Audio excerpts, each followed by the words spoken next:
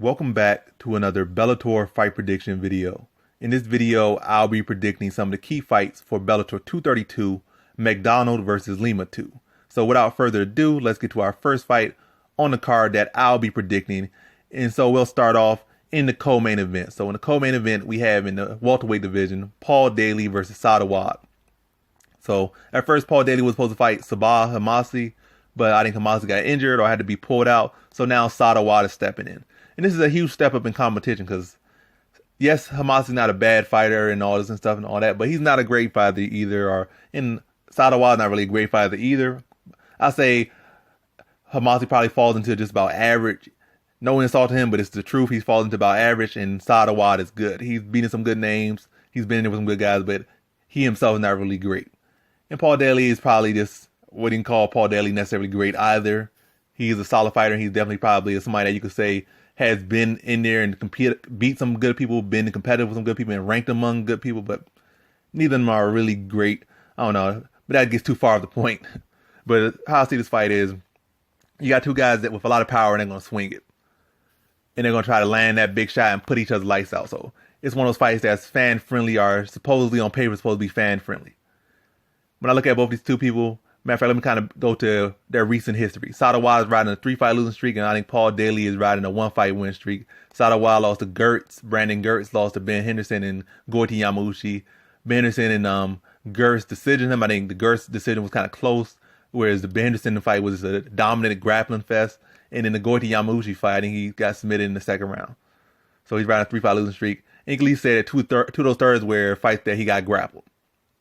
Paul Daley riding a 1-fight winning streak over UFC veteran, what's his name? Eric Silva. So put on a pretty smart, good fight right there for Eric Silva. Tried to grapple him. He was able to defend well, get back to his feet, and just put on a clinical striking performance and beat Eric Silva to the decision. He even took him down, has him ground and pound. So a pretty solid performance from Paul Daley. But yeah, to get to the point of this one right here between these two, these striking matches can always have these 50-50, not even 50-50, has these, the odds are definitely much closer, much more unpredictable than a grappling match because anything can happen in a striking match for the most part. But I'm going to say that we're not going for the unpredictable. I'm saying, like, I'm going to go straight up with between these two. Paul Daley is the fast striker, the more technical striker, the more experienced striker, and he is the more accurate striker between the two. Sadawad has some good power, but he's not that accurate. He's not that sharp, but if he lands it, he can be very dangerous. But I think against an experienced, skilled striker like Paul Daley, I think Paul Daley can just mix up a lot of different ways. I think he could chew the leg up of Sadawad, which takes some power off, which takes some speed off, and which will keep his foot moving, mess up his footwork so he can't really move as much. Whether that is to try to cut Paul Daley off or try to avoid the power of Paul Daley. And now I think Sadawad moves his head the best anyway, so you could chew up his legs. That's going to mess up his power. That's going to mess up his time. That's going to mess up his comfortability. And that also sets up other strikes. And I think Paul Daley, like I said, we've seen him fight him mix up with kicks to the leg, mix to the body, mix his kicks up very well. With Sadawad, he does throw kicks occasionally, but he doesn't really mix it up the best. He kind of throws them out there. Then a lot of times he's against less skilled strikers, he can land those big bombs, but it's not really that much setup for with what he does. So I see Paul Daley, like I said, the more technical striker, like pretty much everywhere on the striking aspect, he's better, and he has an underrated chin as well. I just see this as a kind of a slugfest a little bit, but I see Paul Daley choosing to beat a little bit more to show that he is the more technical fighter, not just go out there and give Sadawad that 50-50 opportunity. But he will, I think, throw hooks in there at times, but he's going to be smart with it, though. In times, he's going to realize he's a faster man. He's not going to throw them just blindly. He's going to set up. He's going to know that I could beat him to the punch on this 50-50 exchange and not go out there. I'm just going to throw, and whoever get hits first going to get knocked out. He's not going to go out there like these barroom brawlers. He's going to go out there like a technical striker he is. He might get in some of these 50-50 exchanges, but he's going to get in them on his own terms and probably not get too stuck up in them. But either way, I see him beat him Sadawad to the punch quite often and most times in this fight. And then eventually he's going to land one of those clean shots, drops Sadawad and put him away. I think it happens in the second round. So in this fight, I got Paul Daley via second round TKO. Now to our main event, we have in the welterweight division, the final of the welterweight Grand Prix, undisputed champion Roy MacDonald versus Douglas Lima, former welterweight champion, or former Bellator welterweight champion. These two fought before for the title. I think Douglas Lima was a champion at the time, and Roy MacDonald beat him to get the belt. and now they went through a tournament just for these two to end up rematching each other again. So I guess that fight was the fight between the two best in the division. Is it proved that these two are once again facing each other once again, or it's been proven because these two are facing once again. So let me look at this fight right here. I think they're both riding a whole rack of steam. I think Douglas Lima had the more interesting route. He fought MVP. He fought Koreskov. He finished both of them. MacDonald fought Fitch, and I think went to a draw or a real close decision. It was some kind of weird thing where, yeah, it was probably like a draw. That's probably what happened with that one. It was a weird fight, and he just passed on because he's a champion.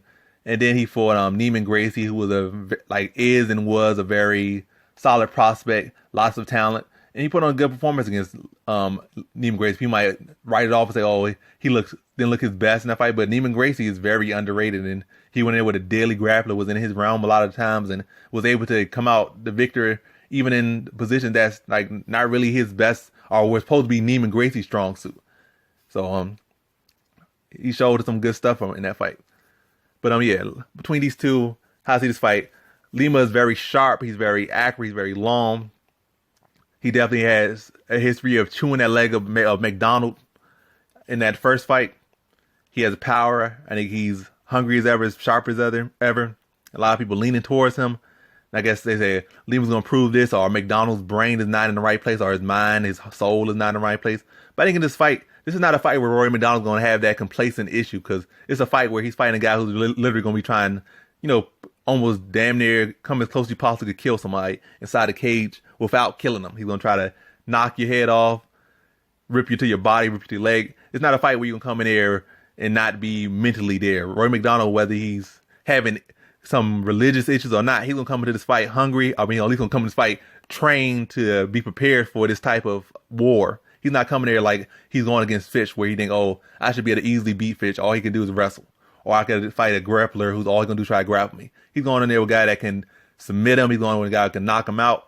So he's going to be hungry. Especially, he's going to remember that first fight where he had to get wheeled out on the stretcher. So he's not coming in there. This is one fight I know for sure that Rory MacDonald's going to be coming in hungry. And I think he's going to make the right adjustments. I think Lima's going to make adjustments. I think Lima's going to try to at least maybe work on it. He has shown improvements in his takedown defense, his submission game, his grappling game. But I still think MacDonald's the better grappler. Well, that's obvious. He's still the better grappler. It's more so how can Lima combat it better than he did the first fight. I don't think he really combats it that much better in the first. I think his takedown defense is going to be a little bit better, but I think on the ground he's going to be probably much about the same. It's going to be more of a struggle for MacDonald to get the takedown. But once he gets him down, I think it's much of the same fight, controlling. And I think MacDonald's going to make improvements to defend the leg kick, control that range, and not just allow his legs to get chewed up. Maybe catch some of those kicks, go for takedowns off those kicks instead of just going for takedowns, from the center of the cage or off a punch. Maybe try to catch those kicks and go for takedowns off those. So like I said, I think MacDonald coming to hungry. I think Lima was better than he was in the first fight. But I think MacDonald as well is going to make adjustments. He's a very smart technical fighter. I think that the fact that he already beat Lima, he's not going to come in there just thinking, what's it called? He's not going to come in there, just resting on the laurels of his last fight. He's going to come in there making adjustments. He's going to come in there and fight a pretty smart fight against Lima. Like I said, catching the kicks, controlling the range, being a savvy veteran that he is. He has plenty of experience. I don't think he's a better striker between Lima and him, but I think he's a better overall all-around fighter in this fight. I think he's going to use that to his advantage. I think, like I said, controlling the range, not really out-striking Lima per se, but at least controlling where the fight takes place and when the activities happen. So Lima can never really get on, really get into a pace where he start landing a lot of strikes, landing a lot of damage. Really keep Lima to maybe landing 1 or 2 strikes at a time and really nothing real critical. Maybe allow a leg kick every now and then just so he can set him up to get taken down, control him on the ground, wear him out, suck some of the power out. I think he fights a pretty smart fight against Lima. Tries to keep him against cage, keep him on the ground, and keep him, reacting to the takedowns or the threat of a takedown, mixing in the jab. And like I said, I didn't think he fights a very smart fight against Lima and beats him to the decision. I think he grinds him out. I think Lima will have chances for success, but I think he's going to have less success in this fight than he had in the first fight, because I feel like really the main issue MacDonald had in this fight with Lima was the leg kicks. It wasn't that his striking was so amazing in this fight. I'm not saying that Lima's striking isn't amazing, but it wasn't like Lima just went out there and just picked him apart on the feet. So this was just having his way on the feet or was having his way on the ground. It really was all from the leg kicks. The leg kicks started to wear on MacDonald, and eventually, he barely could stand on them. And from there, then Lima started to have success. But it was not like Lima just picked him apart on feet or anywhere. Like, I feel like the adjustments or changes haven't been that significant. I feel like more so if MacDonald can make adjustments to catch those kicks, it's going to really change the whole course of this fight. But don't get too contempt on it. But I think he's going to fight a very smart fight, given the fighter that he is.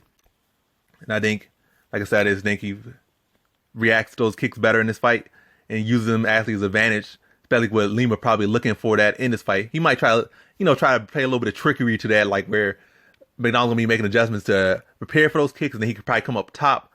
But MacDonald's a very savvy veteran. I think he has good eyes for those and stuff, like I said. And I think he'll be able to catch and react to those things very efficiently, get those takedowns, grind out a decision, but a competitive decision nonetheless. Probably winning by 3-2 or another close decision, but not as much damage done to the legs this time around. So in this fight, I got Rory MacDonald via decision. And that concludes my fight predictions for some of the key fights for Bellator 232, MacDonald versus Lima 2. And as always, thanks for watching.